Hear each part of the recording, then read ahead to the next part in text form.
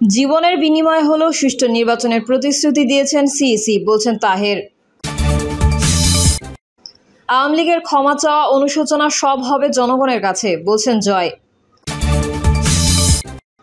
জানাবো হাসিনা ইউনূস দ্বন্দ্বে আমি বলির পাঠা, টিউলিপ। এবং সর্বশেষ জানাবো বিমানবন্দরে যাত্রী স্বজনদের জন্য নতুন নির্দেশনা। এতক্ষণ শুনছিলেন সংবাদ শিরোনাম, এবারে বিস্তারিত। তবে তার আগে অনুরোধ থাকবে আমাদের চ্যানেলটি সাবস্ক্রাইব করে বেল আইকনটি ক্লিক করুন। জীবনের বিনিময়ে হলেও সুষ্ঠু নির্বাচনের প্রতিশ্রুতি দিয়েছেন সিইসি, বলছেন তাহের।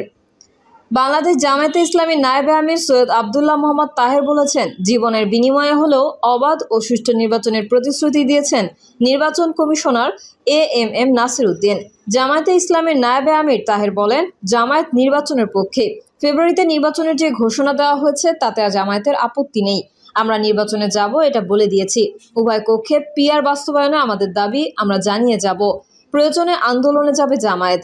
বিদ্যমান নির্বাচন পদ্ধতির অভিজ্ঞতা সুখকর নয় বলে মন্তব্য করে তিনি বলেন, অবাধ ও সুষ্ঠু নির্বাচনের জন্য পিআর পদ্ধতি প্রয়োজন।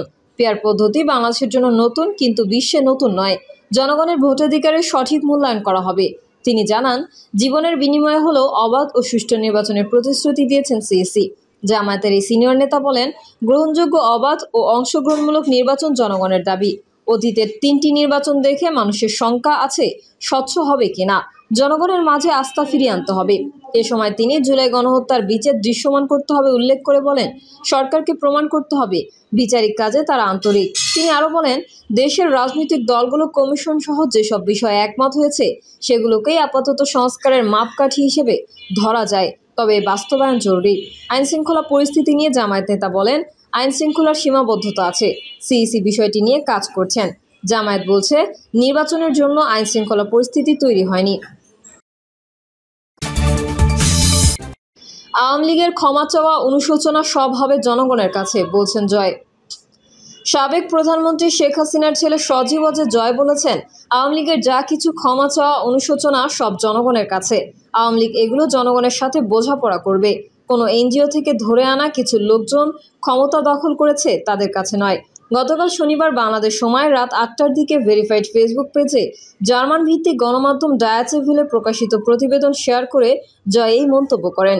ফেসবুক পোস্টে তিনি আরও লেখেন, আওয়ামী লীগ জনগণের দল, মুক্তিযুদ্ধের নেতৃত্ব দানকারী দল। আওয়ামী লীগ জনগণের কাছে বারে বারে ফিরে যাবে।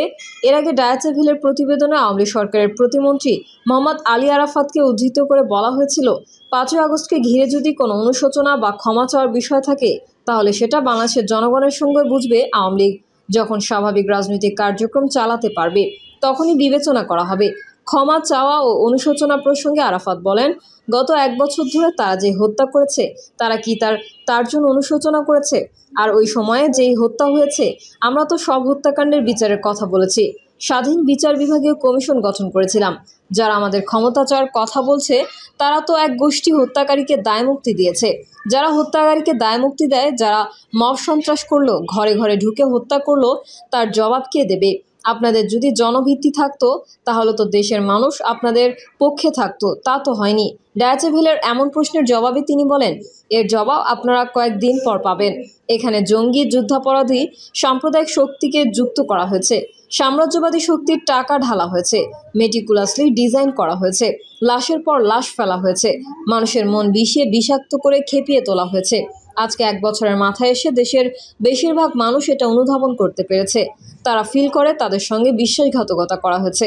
আরাফাতের দাবি, আওয়ামী লীগ চায়নি আর মানুষ নিহত হোক, তাই ক্ষমতা ছেড়ে দিয়েছে। আওয়ামী লীগ যদি চাইতো তাহলে হত্যা করে ক্ষমতায় থাকতে পারত। আওয়ামী লীগ মানুষের দল, সেটা তারা চায়নি। হাসিনা ইউনূস দ্বন্দ্বে আমি বলির পাঠা, টিউলিপ। যুক্তরাজ্যের হ্যাম্পস্টেড ও হাইগেটের এমপি এবং সাবেক সিটি মিনিস্টার টিউলিপ সিদ্দিক দাবি করেছেন, বাংলাদেশের দুর্নীতির মামলায় তিনি রাজনৈতিক দ্বন্দ্বের বলির পাঠা। তিনি বলেন, 1 সপ্তাহ আগে জনগণ সাংবাদিকদের মাধ্যমে তিনি জানতে পারেন যে বাংলাদেশে তার বিরুদ্ধে আনুষ্ঠানিক অভিযোগ গঠন করা হয়েছে। ব্রিটিশ পত্রিকা দ্য গার্ডিয়ানকে দেওয়া সাক্ষাৎকারে এসব কথা বলেন টিউলিপ। বাংলাদেশি কর্তৃপক্ষের অভিযোগ, সাবেক প্রধানমন্ত্রী শেখ হাসিনার ভাগ্নি হিসেবে প্রভাব খাটিয়ে টিউলিপ মায়ের, ভাইয়ের ও বোনের জন্য ঢাকার পূর্বাচলে একটি জমি নিশ্চিত করেছিলেন। তিনি এই অভিযোগকে সম্পূর্ণ হাস্যকর বলে মন্তব্য করেন। তার ও আরও 20 জনের বিরুদ্ধে বিচার শুরুর তারিখ নির্ধারিত হয়েছে 11 আগস্ট। তিনি ব্যক্তিগতভাবে বা ভিডিও কনফারেন্সে হাজির হবেন কিনা এ বিষয়ে এখনও সিদ্ধান্ত নেয়নি। টিউলিপ সিদ্দিক জানান, তিনি ব্রিটিশ আইনজীবী হুগো কিথ কেসির পরামর্শ নিচ্ছেন। এখনও তিনি কোনো আনুষ্ঠানিক সময় পাননি। তিনি বলেন, আমি যেন এক ধরনের কাফকায়েস্ক দুঃস্বপ্নে আটকে আছি, যেখানে আমাকে বিদেশে বিচারের মুখোমুখি করা হচ্ছে, অথচ আমি এখনও জানি না অভিযোগগুলো আসলে কি। কাফকায়েস্ক দুঃস্বপ্ন এমন পরিস্থিতিকে নির্দেশ করে, দুঃস্বপ্নের মতো জটিল, উদ্ভট ও অযৌক্তিক, যা নিপীড়ক আমলাতন্ত্রের সঙ্গে সম্পর্কিত। বাংলাদেশ ও যুক্তরাজ্যের মধ্যে প্রত্যর্পণ চুক্তি না থাকলেও দোষী সাব্যস্ত হলে বিষয়টি নতুন করে পরীক্ষার মুখে পড়তে পারে।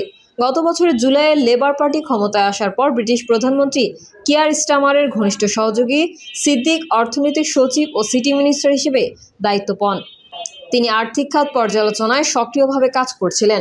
তবে এ সময় 5000 মাইল দূরে বাংলাদেশের রাজনৈতিক পরিস্থিতি দ্রুত বদলাচ্ছিল। ছাত্র নেতৃত্বাধীন গণঅভ্যুত্থানে শেখ হাসিনার 15 বছরের শাসন ক্ষমতা ভেঙে পড়ে।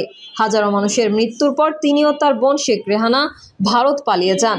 1975 সালের 15 আগস্টের সামরিক অভ্যুত্থানে টিউলিপ সিদ্দিকের নানা ও বাংলাদেশের প্রথম রাষ্ট্রপতি শেখ মুজিবুর রহমান প্রায় পুরো পরিবার সহ নিহত হন।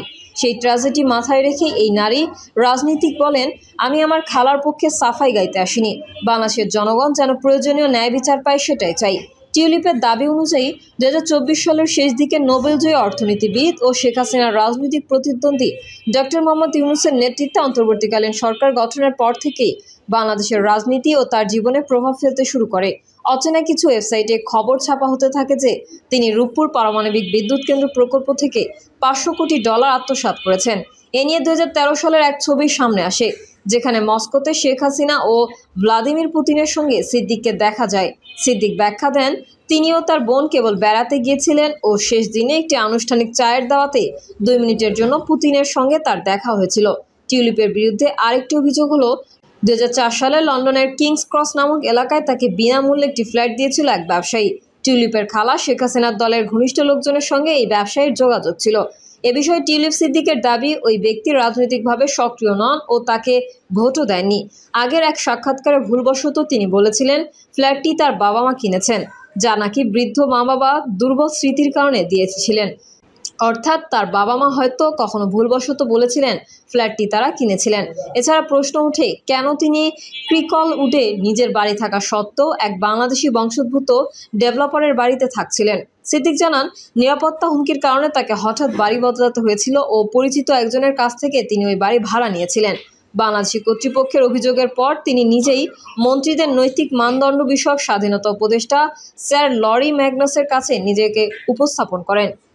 2 সপ্তাহের গভীর তদন্ত শেষে ম্যাগনাস তাকে কোড লঙ্ঘনের অভিযোগ থেকে মুক্ত করেন। তবে ম্যাগনাস বলেন, পারিবারিক সম্পর্কের কারণে সৃষ্ট সুনামের ঝুঁকি সম্পর্কে আরও সচেতন না থাকা দুর্ভাগ্যজনক। টিউলিপ এ বিষয়ে বলেন, আমি জন্মসূত্রে কার ভাগ্নি সেটা তো আমার হাতে নেই। স্টামারের সমর্থন থাকা সত্ত্বেও সরকার বিভ্রান্তি তৈরি না করার জন্য তিনি পদত্যাগ করেন। স্টামার তাকে ভবিষ্যতে ফেরার ইঙ্গিত দেন। তবে অভিযোগ থামেনি, আর বাংলাদেশি কর্তৃপক্ষ থেকেও কোনো স্পষ্টতা আসেনি।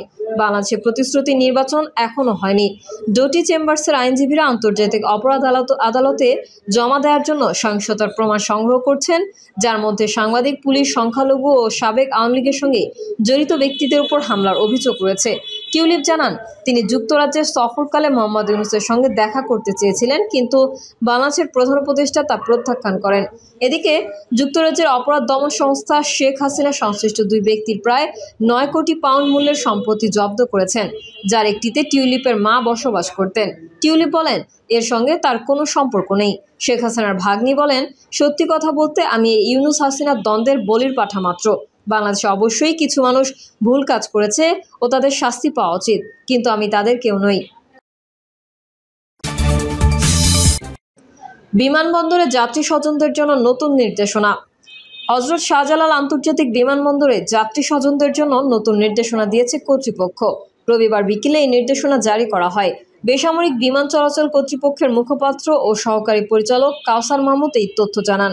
নির্দেশনায় বলা হয়েছে, যাত্রী চলাচল নির্বিঘ্ন রাখা, যানজট হ্রাস এবং নিরাপত্তা নিশ্চিতে সবার অবগতির জন্য জানানো যাচ্ছে, যাত্রীদের বিদায় ও স্বাগত জানাতে বিমানবন্দর এলাকায় যাত্রীর সঙ্গে সর্বোচ্চ 2 জন ব্যক্তি প্রবেশ করতে পারবেন। প্রিয় দর্শক, এই ছিল এখনকার সর্বশেষ সংবাদ। আপডেট সহ সংবাদ পেতে চ্যানেলটি সাবস্ক্রাইব করে বেল আইকনটি ক্লিক করুন। কমেন্টে আপনার মতামত জানিয়ে আমাদের সাথেই থাকুন। ধন্যবাদ সবাইকে। আল্লাহ হাফেজ।